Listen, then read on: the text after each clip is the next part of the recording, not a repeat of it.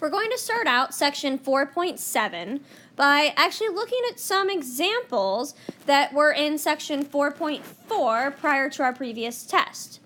So if I know the sine of theta equals square root of 3 over 2, then I know on my unit circle that y equals root 3 over 2 for my coordinates, all right? And if y is positive, that happens in quadrants 1 and 2, and that particular value happens at pi over 3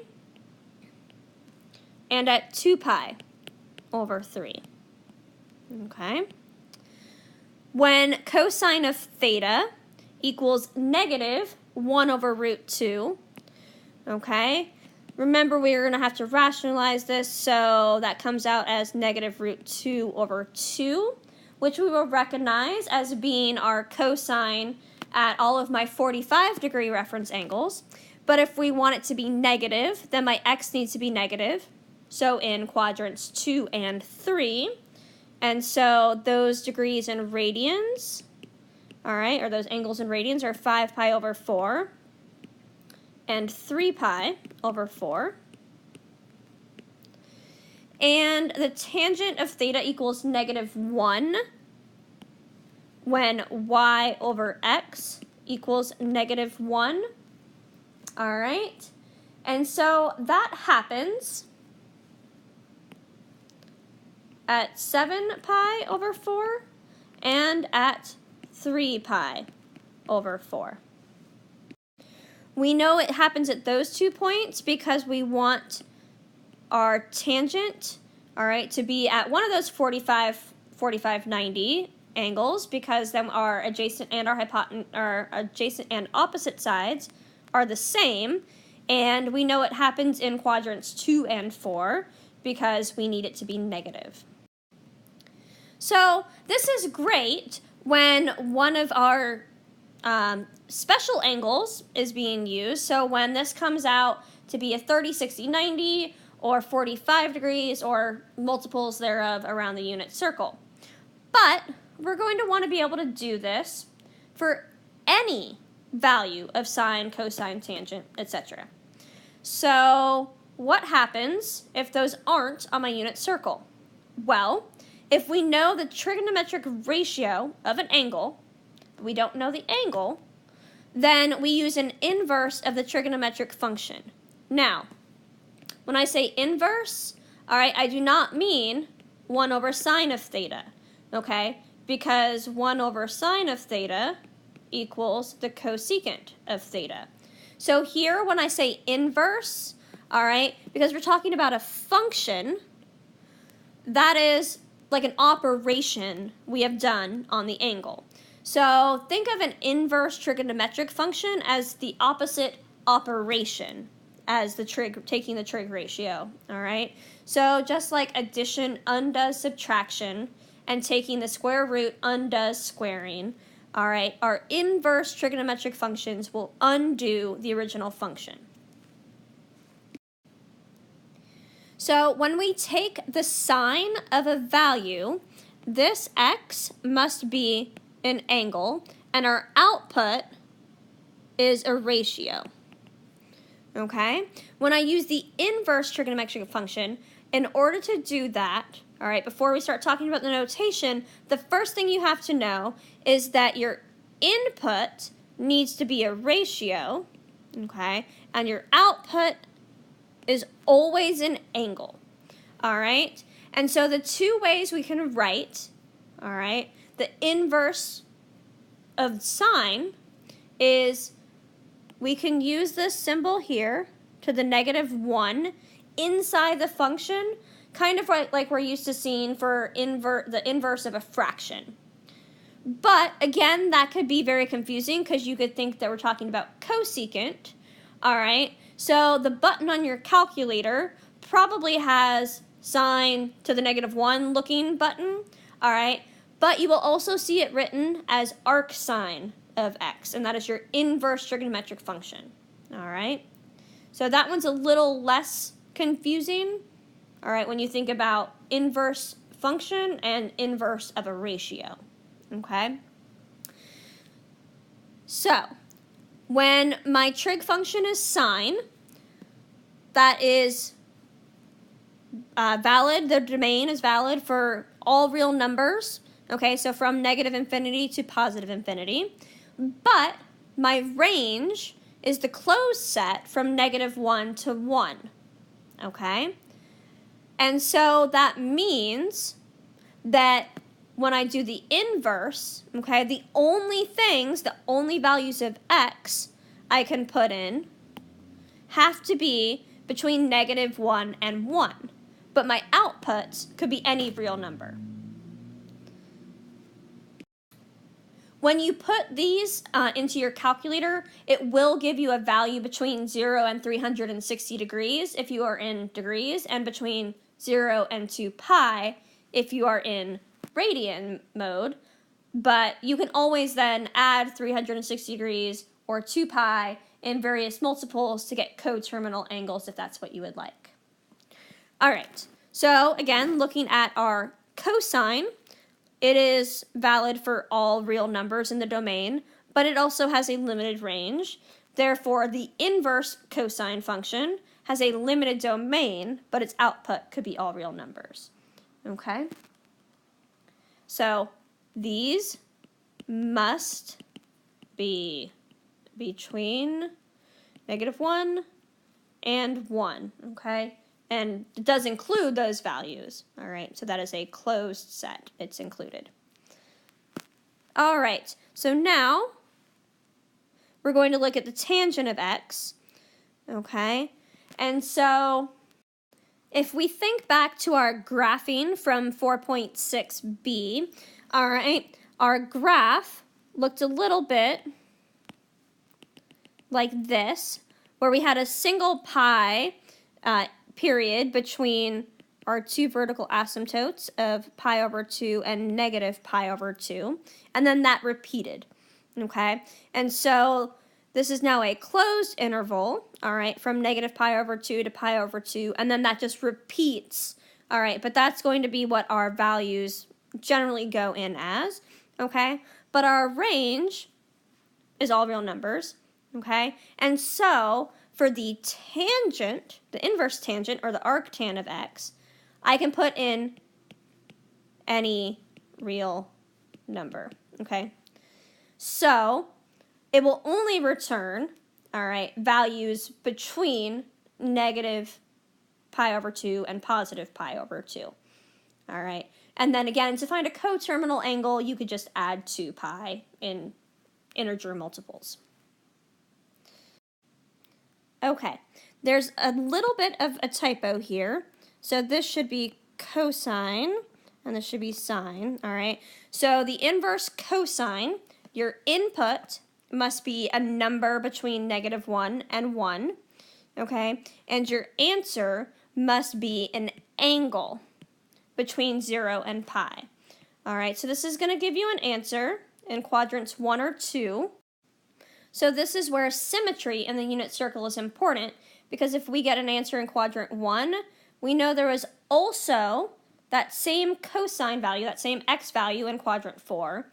And if we get an answer in quadrant 2, there is also one in quadrant 3 with the same x value, or cosine.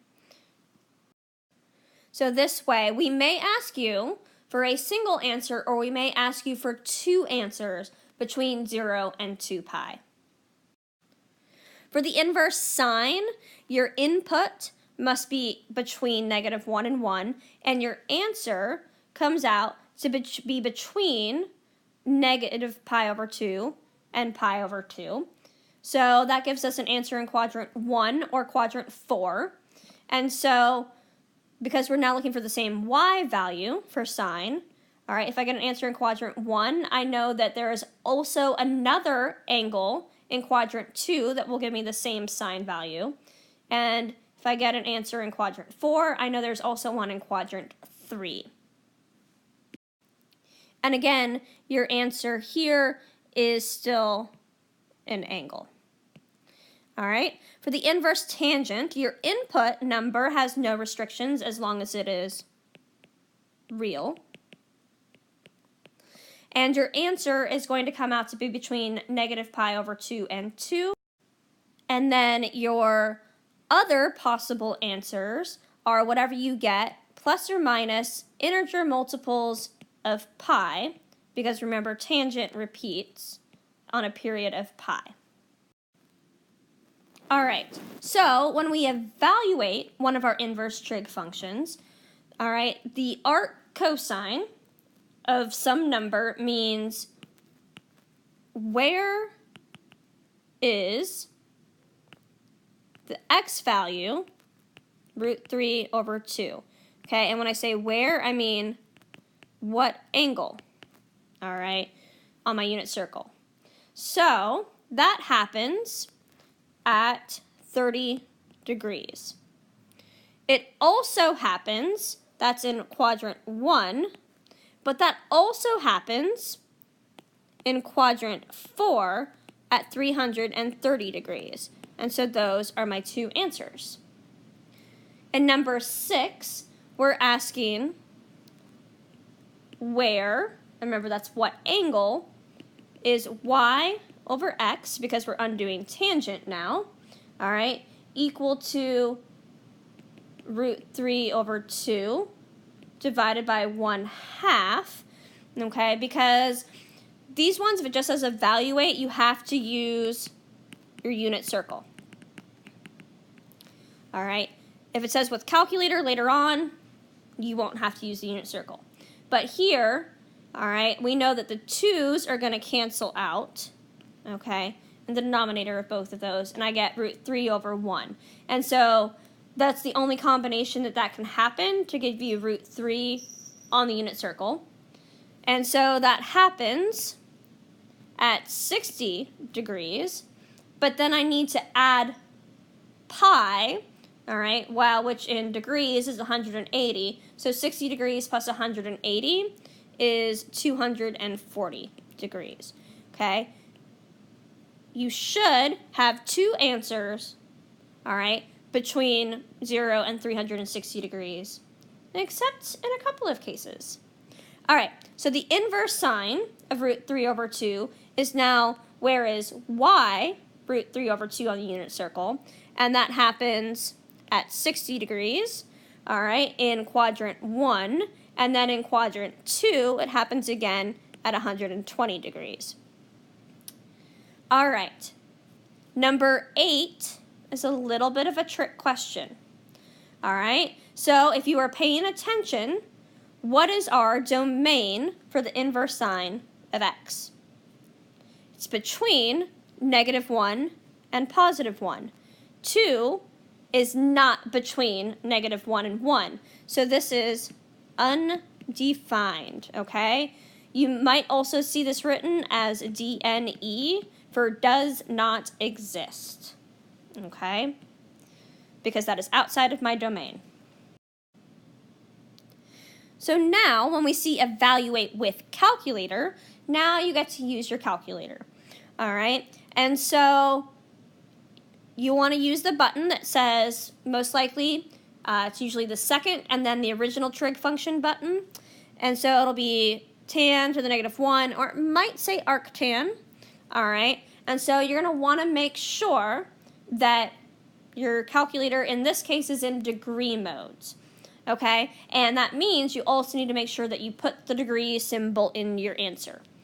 All right, so if I do that and I put this in my calculator, this one comes out to be negative 83.25 degrees, all right? If you don't put the degrees, I don't know if you're talking about radians or degrees, so it's wrong, okay? The inverse sine of 0.2447, all right? So quick check, is that between -1 and +1? Yes, it is. I should get an answer, and I do. It is 14.16 degrees. And then the inverse cosine of 2, but 2, all right, just like this inverse sine of 2, that's not in my domain, so this one is also undefined. If you put it in your calculator, you'll get an error message. The next thing you might have to do is find the value of angle theta, all right, and you're going to give your answer in degrees. So what we have 8 is our adjacent, and 15 is my opposite side. And so the trig ratio that uses those, all right, when I do SOHCAHTOA, opposite and adjacent come together in tangent. So the tangent of theta equals 15 over 8, all right? And in order to undo this tangent operation, this function, all right, I need to do the opposite function. So to undo the tangent, I do the inverse tangent, okay? And that gets me theta, all right? But I have to do the same thing to both sides, the golden rule of algebra. Whatever I do to one side, I have to do the other side. So I take the inverse tangent, all right, of 15 over 8. Well, this isn't one that's on our unit circle, all right? So what you're going to do is you're going to put that into your calculator. It says in degrees, so make sure you're in degree mode. And so your calculator will give you the answer that theta equals 61.93 degrees. Again, make sure you have the symbol or it's wrong. Okay, you will see this sort of question on your test using these properties of inverse trig functions. All right, so if possible, you're going to try to find the exact value. All right, if not, you need to say that it's undefined or does not exist. Okay, so we're going to start with what's on the inside. Okay, so this is arctan, and so I can put in any real number, and my answer will be an angle. Okay, so this is an angle, and it'll be some real angle, and I can take the tangent of an angle. So in this case, the tangent undid the inverse tangent, or the arctan, so I'm left with just -5. Okay, because the operations undid each other, and I got back to the number I started with. All right, so we're going to look at B. So what is inside, okay, is sine. And for sine, my domain is any real number, so that's good. And I'm going to get out a ratio. And I can take the arcsine of a ratio to get back an angle. All right, so in this case, the functions undo each other. So I am left with what I started with, which is 5 pi over 3. And in C, all right, I'm going to take the inverse cosine of 3. So I'm going to look at what's inside. Uh-oh, that is not in the domain.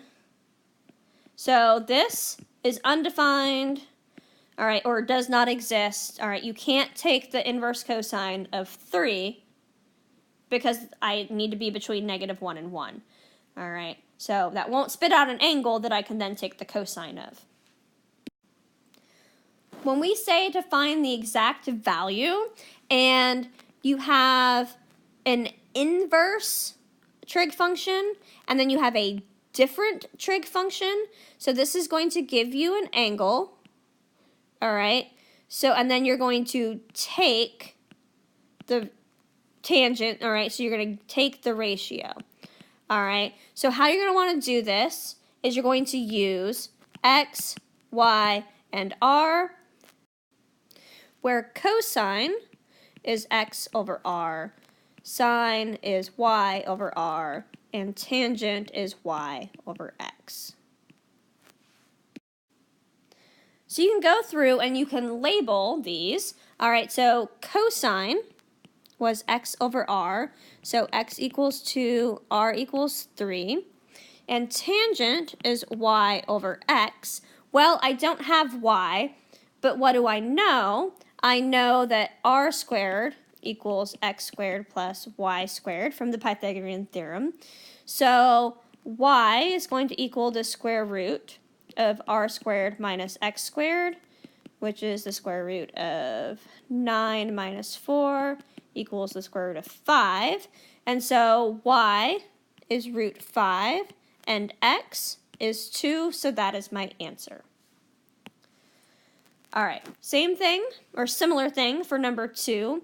All right, I have some sort of angle I'm going to get out of here. All right, and sine is y over r, and cosine is x over r. And so I know that y equals -3, r equals 5, and so I need to find x. So r squared equals x squared plus y squared. So x equals the square root of r squared minus y squared, which equals the square root of 25 minus 9. Square root of 16 equals 4. So x equals 4, and my r still equals 5.